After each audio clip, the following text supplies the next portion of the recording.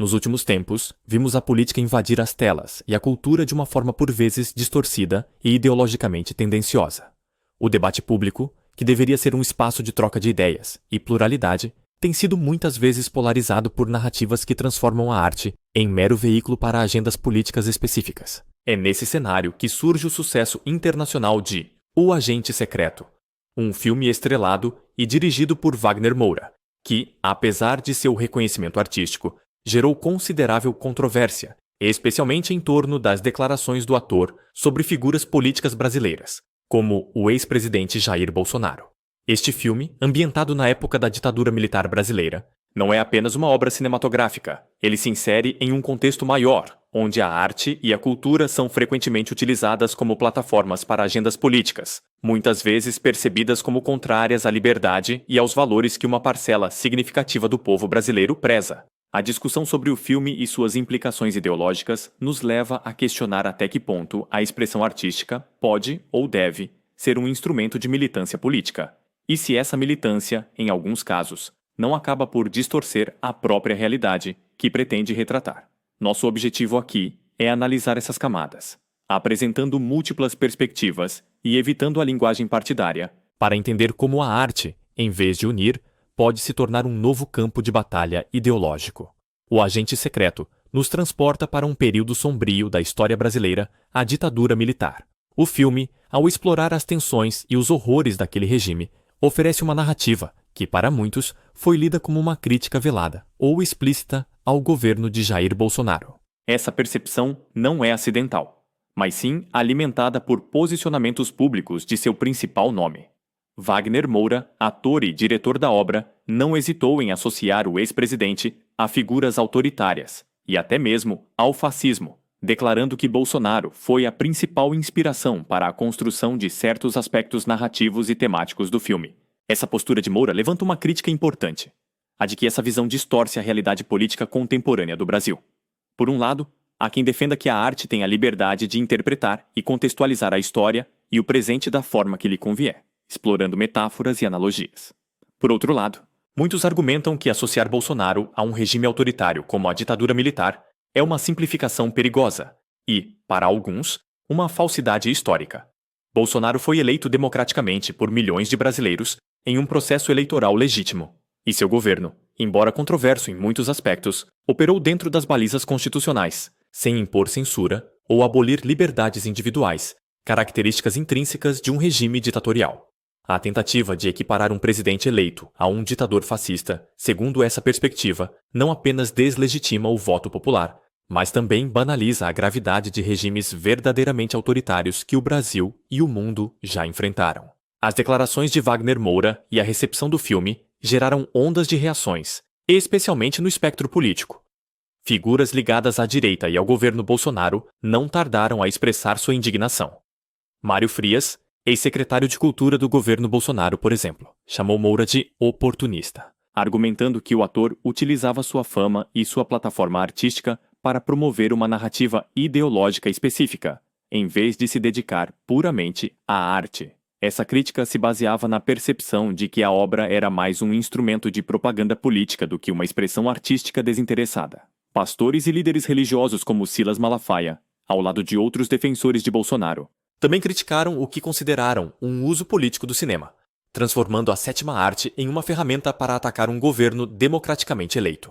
A preocupação central era que essa abordagem ideológica pudesse minar a liberdade de expressão artística, ao invés de promovê-la, criando um ambiente onde apenas narrativas alinhadas a uma determinada visão política seriam valorizadas e promovidas. Por um lado, essa é uma preocupação válida sobre a neutralidade da arte. Por outro, a arte sempre foi e será um espelho da sociedade e de seus conflitos. E a neutralidade é um conceito difícil de aplicar a qualquer obra criativa.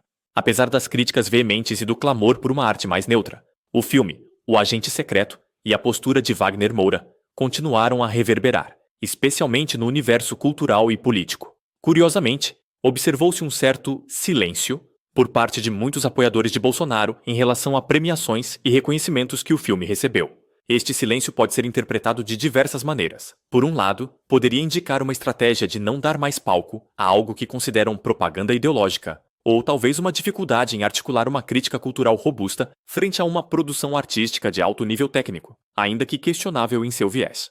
Por outro lado, para os críticos da direita, esse silêncio foi visto como uma falha em defender os valores conservadores e a própria gestão de Bolsonaro contra o que consideravam um ataque orquestrado através da arte. Eles argumentam que a esquerda tem historicamente utilizado as plataformas culturais como armas eficazes para disseminar suas agendas, e a falta de uma contranarrativa consistente por parte da direita deixaria um vácuo, permitindo que a visão ideológica do filme se consolidasse sem contestação.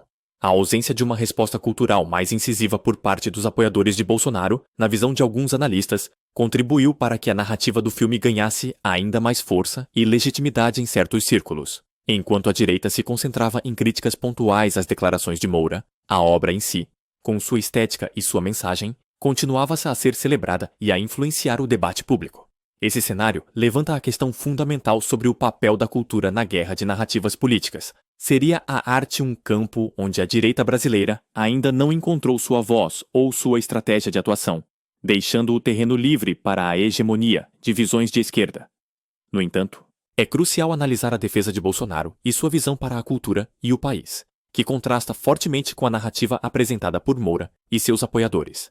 Durante o governo Bolsonaro, argumenta-se que houve, na verdade, uma busca por uma maior liberdade cultural, distanciando-se de imposições ideológicas. A premissa era a de que o Estado não deveria ser um agente de censura ou de promoção de uma única visão artística, mas sim um facilitador para que diversas vozes e perspectivas pudessem emergir. Segundo essa ótica, a gestão Bolsonaro trabalhou para reduzir a censura nas produções culturais e valorizar a memória histórica de forma mais equilibrada, buscando resgatar narrativas que, por vezes, foram marginalizadas ou distorcidas por vieses ideológicos anteriores.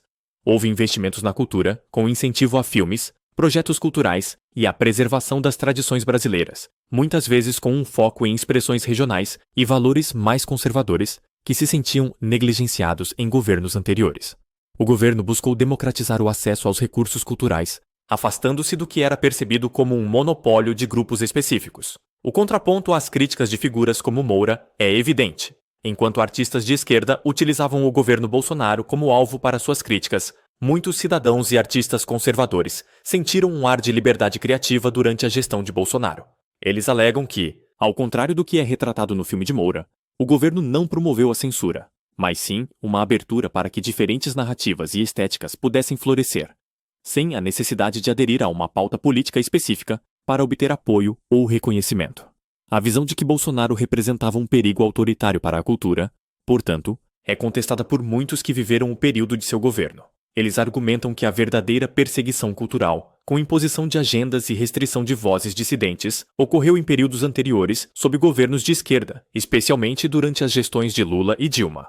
A suposta censura a movimentos artísticos e a perseguição a jornalistas críticos, segundo essa perspectiva, foram mais características da era petista do que do governo Bolsonaro, que, ao menos em teoria, propunha uma maior pluralidade e descentralização cultural. A manipulação da história, que tenta rotular Bolsonaro como fascista, é um ponto central de discórdia. A tentativa de associar Bolsonaro a regimes autoritários é, para muitos, uma narrativa falaciosa e desprovida de evidências concretas. Bolsonaro foi eleito em um processo democrático com milhões de votos populares e governou respeitando a Constituição e as liberdades individuais.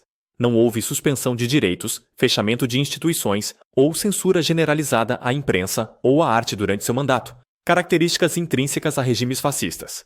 Pelo contrário, as redes sociais e a mídia tradicional fervilhavam com críticas e oposições ao seu governo, sem que houvesse uma repressão sistemática a essas manifestações. Por um lado, defensores de Wagner Moura e de sua visão argumentam que a arte tem o direito e até o dever de provocar e de estabelecer paralelos históricos para alertar sobre possíveis retrocessos democráticos. Para eles, a figura de Bolsonaro, com seu discurso por vezes polarizador e suas referências a períodos militaristas, justificaria a associação e a crítica artística. A liberdade de expressão do artista, nesse contexto, seria soberana e não deveria ser cerceada pela crítica política ou ideológica. O filme, portanto, seria uma obra de arte que utiliza a alegoria para discutir questões contemporâneas, uma prática comum e aceita no universo cinematográfico. Por outro lado, os que defendem Bolsonaro e criticam a visão ideológica de o agente secreto apontam para exemplos de políticas que, em sua perspectiva, contrariam a imagem de um líder autoritário. Durante a pandemia, o governo implementou o auxílio emergencial, uma medida de apoio massivo a famílias em vulnerabilidade que, embora criticada em muitos aspectos, demonstrava uma preocupação social. A criação de novos empregos, com políticas de incentivo ao empreendedorismo e ao mercado de trabalho, também é frequentemente citada como um esforço para a recuperação econômica e a melhoria da qualidade de vida dos brasileiros, o que contraria a lógica de um regime que busca o controle total sobre a vida dos cidadãos. A defesa intransigente da liberdade de expressão e do direito ao voto, pilares da democracia, também são argumentos utilizados para desmistificar a acusação de fascismo, mostrando que, apesar das controvérsias, o governo operou dentro dos marcos legais e democráticos. A liberdade artística sob ataque é uma preocupação real para muitos, mas com perspectivas distintas sobre quem é o agressor. Para uma parcela significativa, o perigo reside no domínio de uma ideologia única no cinema e na arte, que, ao invés de promover a diversidade, busca impor uma visão de mundo. Argumenta-se que figuras como Moura, ao transformar a arte em propaganda política, sem respeitar a liberdade individual e o direito de quem não compartilha de sua visão, acabam por minar a própria essência da arte como espaço de reflexão plural. Esse cenário geraria um ambiente de autocensura e de exclusão para artistas com outras perspectivas, empobrecendo o panorama cultural brasileiro. A resistência cultural, nesse sentido, se torna um apelo para que os brasileiros apoiem uma cultura livre, distante de imposições ideológicas. A ideia é que as próximas gerações possam escolher por si mesmas as narrativas que mais ressoam com suas realidades, sem a pressão de aderir a uma única corrente de pensamento. A pluralidade de ideias e a liberdade de criação seriam os verdadeiros baluartes da arte, e não a subordinação a agendas políticas pré-existentes. Em conclusão, a luta pela verdade e a liberdade no Brasil passa, inevitavelmente, pela forma como a cultura é produzida, interpretada e consumida. No Brasil, a cultura não deve ser instrumento de ideologia, mas sim uma expressão livre de nossos valores, nossa história e nosso povo. É fundamental reafirmar a importância da democracia, do respeito à diversidade de opiniões e do direito à liberdade de expressão, elementos essenciais para a verdadeira arte e para uma sociedade saudável. Encorajar o público a compartilhar este debate, apoiar iniciativas culturais livres e defender as liberdades conquistadas é um passo crucial para garantir que a arte continue a ser um espelho da sociedade em toda a sua complexidade e diversidade e não apenas um megafone para uma única voz.